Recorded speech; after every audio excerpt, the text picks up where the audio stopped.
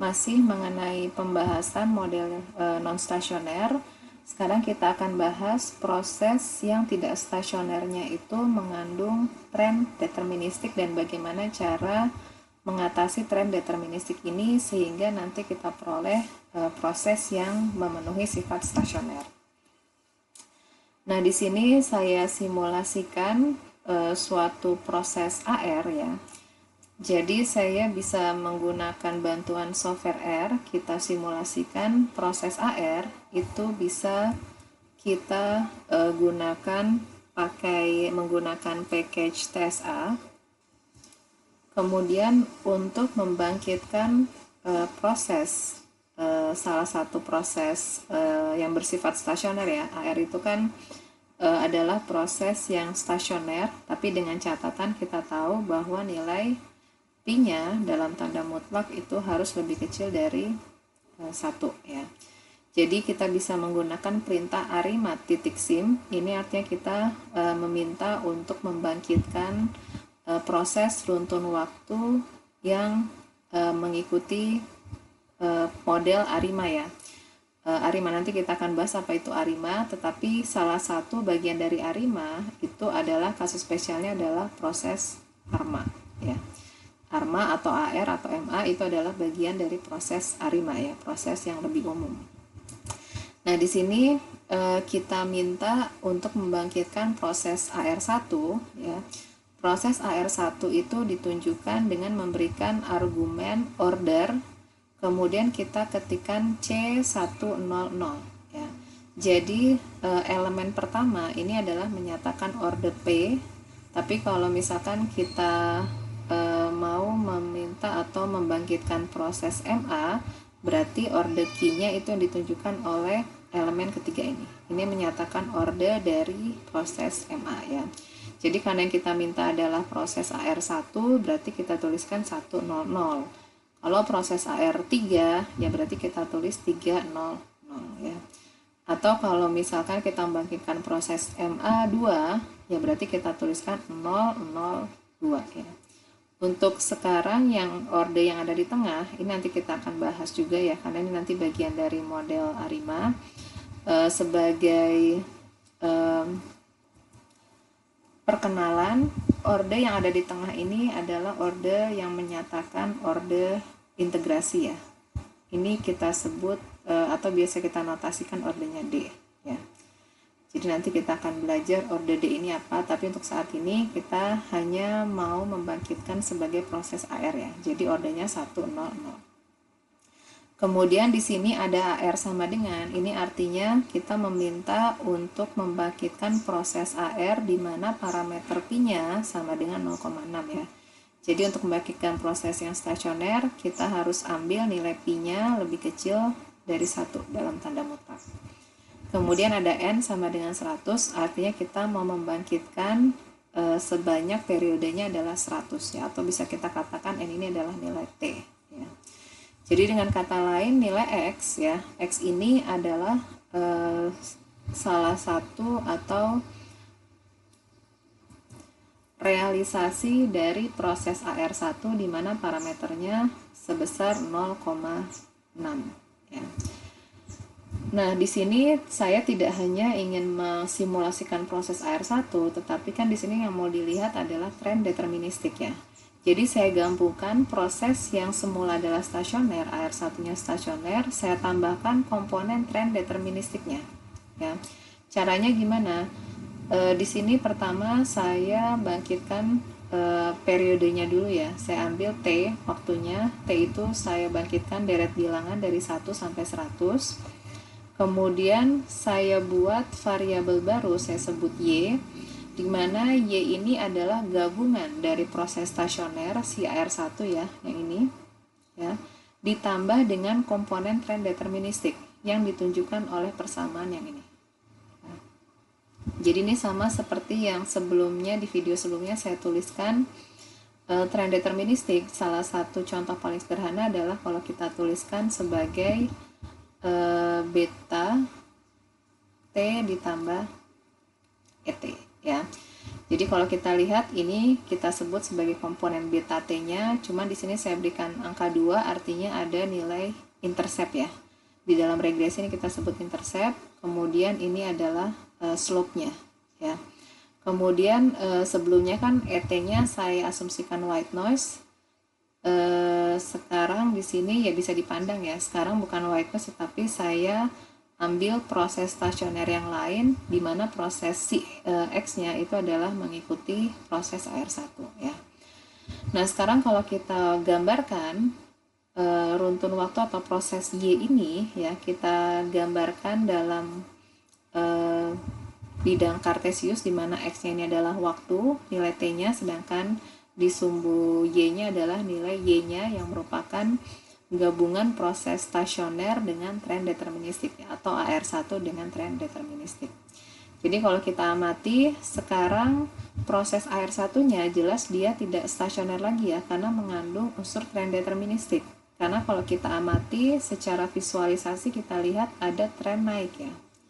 Jadi jelas proses yang digambarkan di plot ini dia tidak stasioner dalam min ya. Nah, bagaimana cara mengatasinya kalau kita memiliki suatu proses yang mengandung tren deterministik seperti ini ya. Nah, asumsikan tadi proses Y ya, yang tadi kita bangkitkan sebagai AR1 dan juga mengandung tren deterministik, anggaplah kita tidak tahu si Y ini adalah sebagai proses yang diberikan tadi ya, sebagai AR1 dan juga ada tren deterministik. Nah, caranya ya kita coba sekarang modelkan sebagai model regresi biasa ya.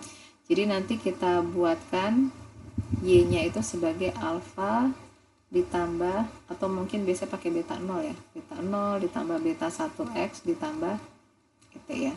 Jadi asumsikan si Y-nya tadi kita tidak tahu ya. Kita tidak tahu dia dibangkitkan dari mana.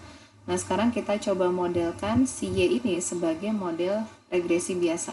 Ya, jadi model regresi sederhana seperti ini. Nah, cara memodelkan regresi di R itu kita bisa menggunakan perintah LM. LM itu singkatan dari linear model ya. Kemudian di dalam perintah LM yang kita masukkan argumennya adalah pertama variabel responnya atau variabel dependennya Y sama dengan yang menjadi variabel independennya apa ya.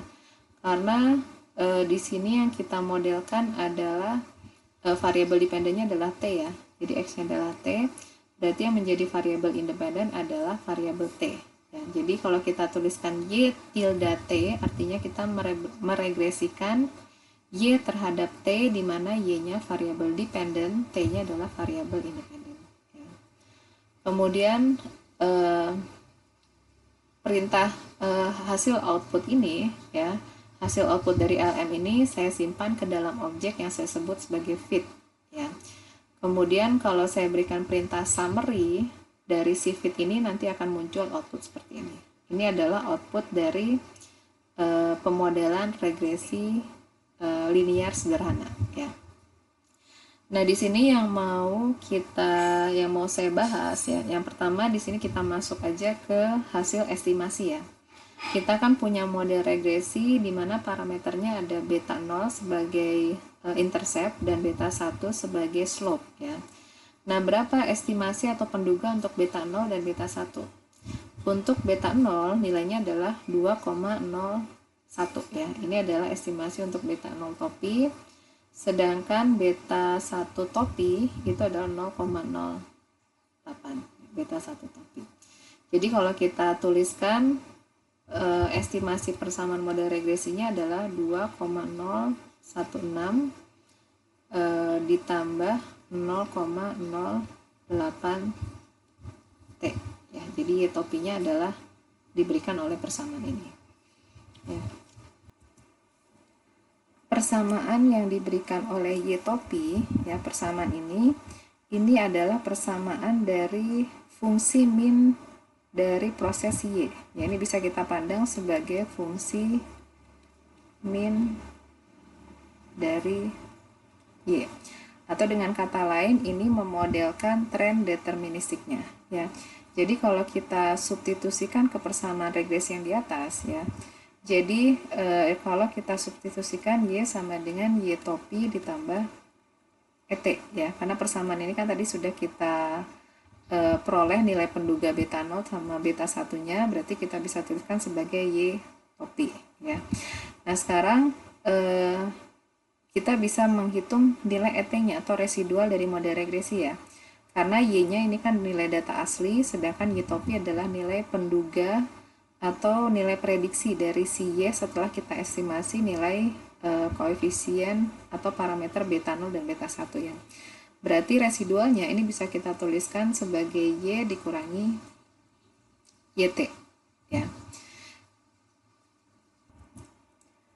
Nah, residual ya atau ET ini nanti kita sebut sebagai detrended series ya. Detrended series. Artinya ET ini adalah proses runtun waktu yang baru setelah kita mengeliminasi tren deterministiknya ya. Jadi Y top ini kan adalah nilai prediksi di mana kita sudah memodelkan tren deterministiknya ya. Karena kan ini adalah kalau kita gambarkan ini adalah garis lurus seperti ini ya. Jadi kalau kita gambarkan di mana interceptnya ini 2,016, kemudian ketinggian atau slope-nya, kemiringannya kan ditentukan oleh slope-nya 0,08. Jadi kurang lebih dia bentuknya fungsi min-nya seperti ini ya. Nah, data asli setelah kita kurangi dengan tren deterministiknya, maka kita peroleh sisanya, sisa setelah dikurangi tren deterministiknya kita sebut residual. Atau residual ini kita sebut detrended series ya. Detrended itu artinya series ya atau barisan di mana trennya itu sudah kita buang ya. Jadi ET ini tidak lagi mengandung unsur tren deterministik ya. Atau dengan kata lain, karena kita tahu Y ini adalah proses stasioner AR1 ditambah dengan tren deterministik, seharusnya nanti ET1 itu hanya mengandung proses AR1 saja ya, karena tren deterministiknya sudah kita buang di sini. Ya. Nah, di sini saya berikan ilustrasi ya, membedakan data asli ya, data si Y ini ya.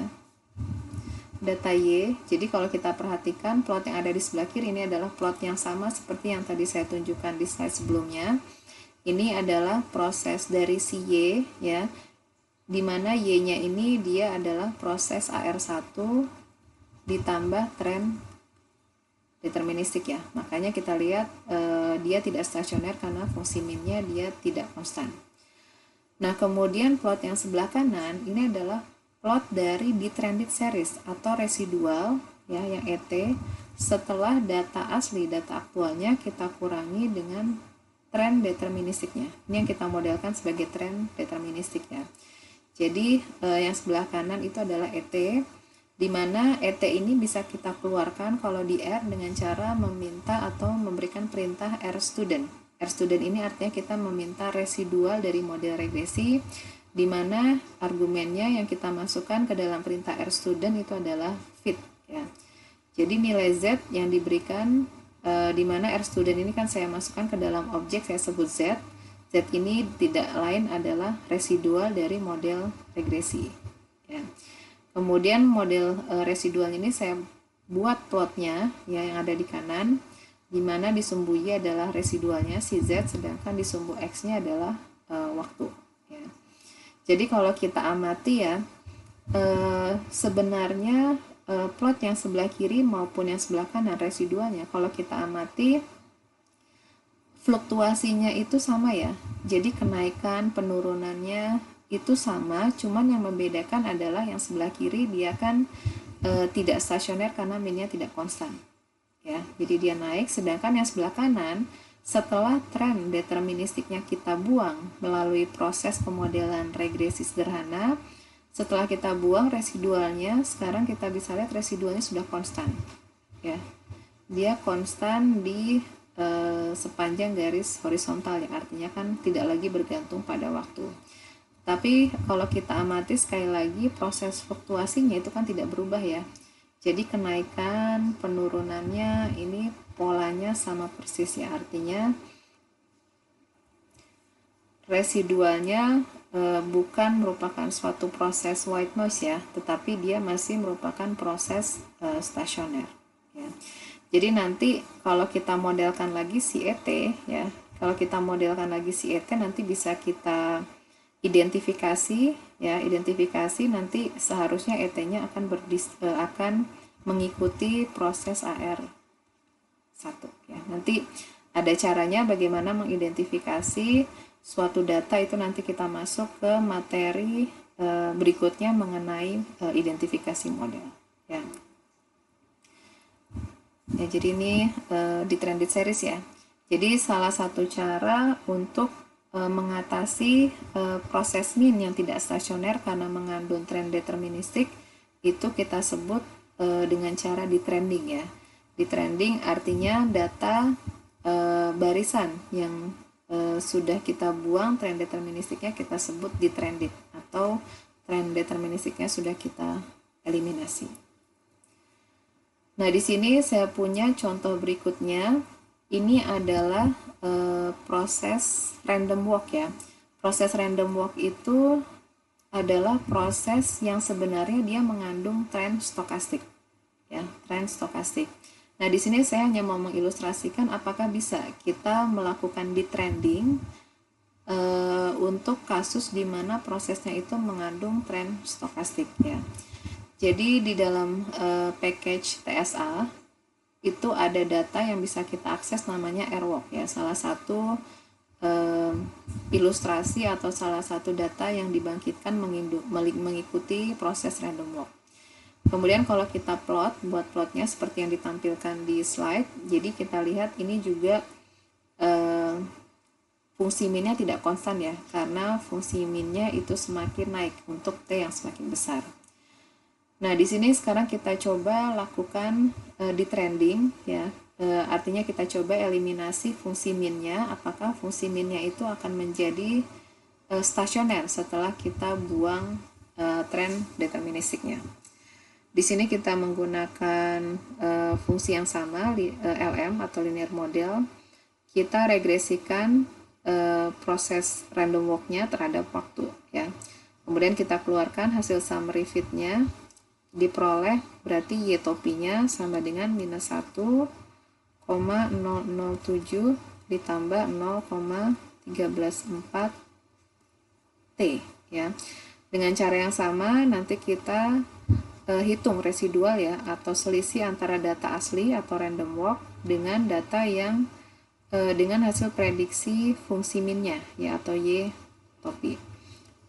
Nah, ET ini kan seperti yang sudah dijelaskan sebelumnya, ini kita sebut sebagai detrended series ya, atau barisan setelah kita eliminasi tren deterministiknya yang ini. Nah, dengan cara yang sama kita bandingkan ya plot data asli yang sebelah kiri ini ya dengan plot dari data barisan detrendednya atau residualnya setelah tren deterministiknya kita buang.